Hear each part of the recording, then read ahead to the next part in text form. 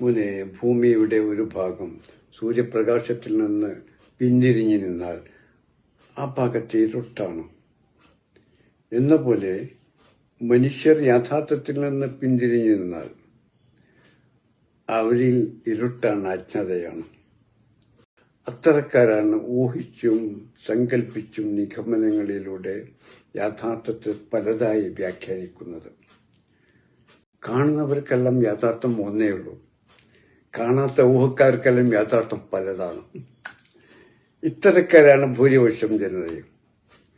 അതുകൊണ്ടാണ് നിങ്ങൾക്ക് പല ഗുരുക്കന്മാരെ അടുത്ത് പോകുമ്പോഴും പല തരത്തിലുള്ള അറിവുകളാണ് കിട്ടുന്നത്. ഒരു യാഥാർത്ഥ്യത്തെക്കുറിച്ച് യാഥാർത്ഥ്യത്തെ ദർശിക്കുന്ന ദർശകന്റെ അടുത്ത് പോയാൽ എല്ലാവർക്കും ഒന്നേ ഉള്ളൂ യാഥാർത്ഥ്യം.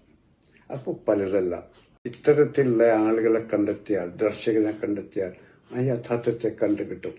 അല്ലാതെ പലവരും പലതാണ് പറയാം. നിങ്ങൾക്ക് അടിസ്ഥാനം കിട്ടാതെ തെണ്ടിപ്പോകും. ഓക്കെ.